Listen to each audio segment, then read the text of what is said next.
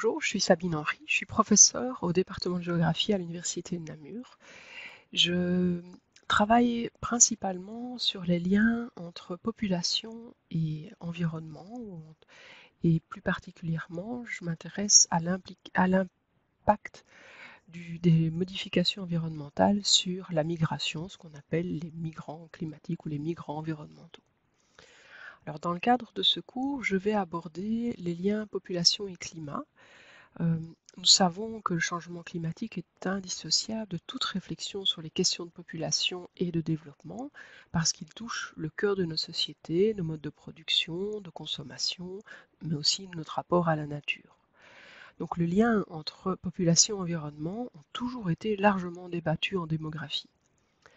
Alors ce cours va aborder les impacts du changement climatique sur les facteurs démographiques, donc la fécondité et son inévitable inertie, la mortalité et la santé, et puis probablement le sujet qui est le plus souvent mis en avant, c'est les migrations.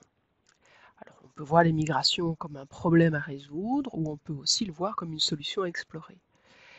Est-ce qu'on peut aujourd'hui, est-ce que c'est encore écologiquement responsable d'avoir un enfant au XXIe siècle? Quelle réaction adopter face au changement climatique et à ses impacts sur la démographie, mais aussi la vie des habitants sur la planète? Qui va subir les effets du changement climatique? Donc c'est toutes ces questions qui vont nous intéresser.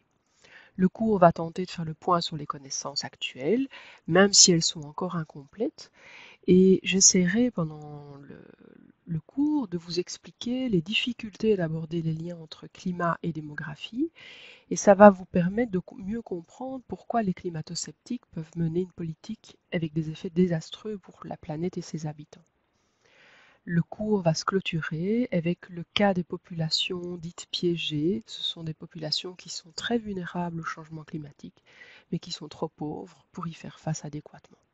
Donc je me réjouis de vous retrouver au mois de juillet, de retrouver enfin des étudiants et d'aborder toutes ces questions avec vous. Voilà, à bientôt.